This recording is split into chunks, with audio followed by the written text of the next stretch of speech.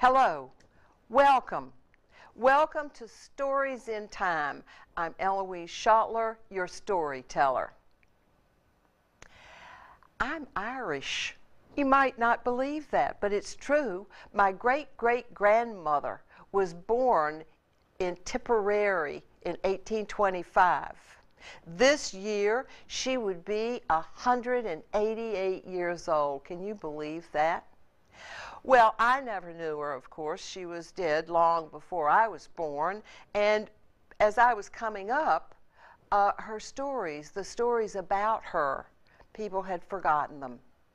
I found them when I started doing genealogy. I found how she was born in Tipperary, and she had come to the United States in 1837 with her whole family. 12 years old she was, and moved to North Carolina. I tried to imagine her speaking with an Irish brogue, not a Southern accent.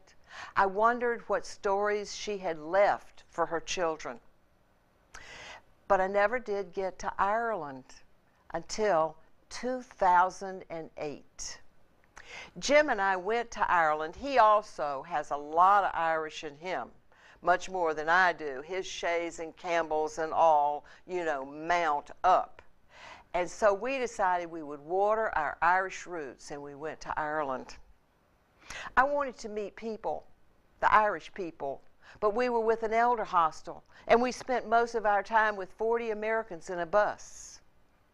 But there was an Irish woman who was assisting the professor that was doing all the talking during the trip. And one night I got to sit down with Patricia, that was her name, at dinner to find out a little bit more about her. And this is her story. Her husband died when he was 26 years old. He just flopped over dead one day and left me with 2 children and no money. Well, I had to figure out a way to take care of myself and to raise these 2 children. And all I had to go for was a hobby. I was making baskets at the time, and they were beautiful. They were really striking. Anybody that saw them thought they were terrific. And so when your arse is against the wall, you have to work things out. And I didn't have any time, and my arse was really against the wall. I had free supplies because I'd go down to the side of the river and pick the reeds down there. And I made the baskets, and sure enough, people wanted to buy them. And that's what I began doing, making those baskets and selling them in shops and at fairs. Why, it grew to the place where I had 5 girls working for me. And we took those baskets and shipped them out to New York City, selling them in New York City, and we did at least 25 to 35 fairs a year. Do you know how much work that is? But I raised my kids, and they went to college. And they're out and they're on their own, and now I'm doing this. I'm traveling with you groups of people that come for the elder hostel to see Ireland, and I'm having a good time. I hear you say you're a storyteller. I am. Well, let me tell you a story. Now, that's how it is with the Irish. Give them half a chance, and they'll tell you a story. I heard a young Irish storyteller, brilliant storyteller. I also learned while I was in Ireland that the Irish and the British use the word brilliant to describe everything from a meal to a person. This brilliant storyteller, see what you think about this story. Paddy was at home. His wife wanted him to go down to do some shopping in the town, and she gave him 3 one-pound notes. He took them, folded them, put it in his shirt pocket. But before he was leaving the yard, they had a big sow a sow's a pig. They had a big sow in a fenced-in area in the yard, and he went over to feed the sow. He leaned over to put food in the trough, and those 3 one-pound notes slipped right out of his pocket. They fell into the feed trough. He knew that his wife would just kill him, and as he reached to get them, the pig ate them. Now what was he going to do? Oh, that woman was going to be so mad. He thought about it for a minute, and then he took a nearby rope and he wrapped it around the pig's neck, not to choke it, but to lead it on down the road. And he walked until he came to the pub. And he opened the door and went in, and he dragged that pig in behind him.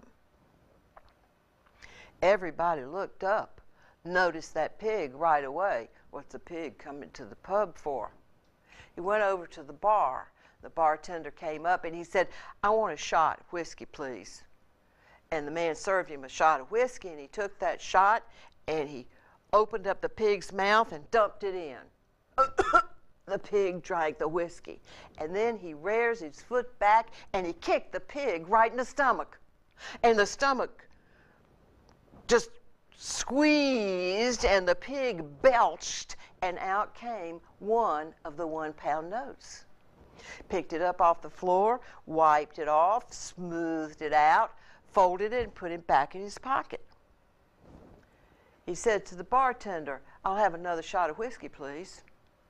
He gave him a shot, held it up, looked at it, licked his lips, but he didn't drink it. He turned around, he forced open the pig's mouth and shot him in another shot of whiskey. The pig went, "Ugh, ugh," and the man kicked him in the stomach, and he belched again, and out came another one-pound note. This was working.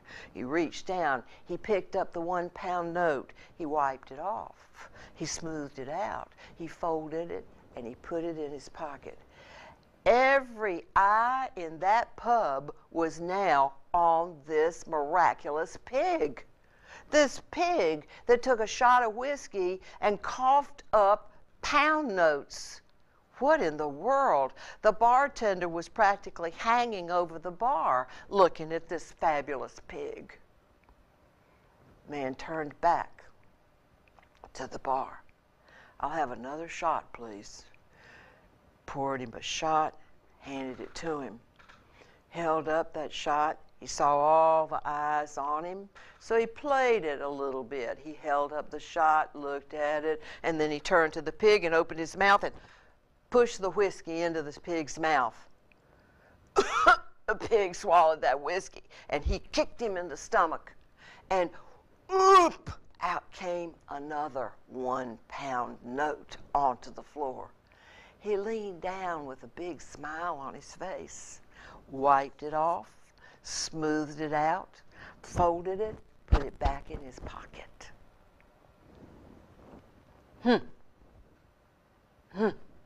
Everybody's looking at him. The bartender was looking at the pig. He picked up the rope and turned and walked toward the door, and the bartender, "Hey, where are you going, man? Where are you going with that pig?" "I'm going home. I've done my business here. I can go home now." "Come on back over here. I want to talk to you about that pig of yours. I want to buy that pig. This pig's not for sale. I give you 20 pounds for it. This pig is not for sale. It's my wife's pig. I give you 25 pounds. No, it's not for sale. 30 pounds. Well, I don't know. 35 pounds for that pig. Inside, Patty's thinking, I got my 3 pounds back. He's offering me 35 pounds for the pig. I know it's not worth but 5 pounds, but he's going to pay me 35 pounds for the pig. Sold. You can have it. And he handed over the rope, went out the door, and walked home. Maybe that was the end of the story, but maybe not. because 2 weeks later there was a little write-up in the paper, the local paper, said that that very bartender had been taken to court for cruelty to animals, for feeding a pig whiskey and kicking it in the stomach. And the judge sent him to jail for 30 days and fined him 50 pounds. And Patty just sat back and laughed. And that's Patricia's story, told to us in 2008 in a pub in Dublin, Ireland. Have a good day. Come back. Come to Friendship Village Heights Community Center, third Wednesday of the month, 7:30. New storytellers every month, September through May. Free to you.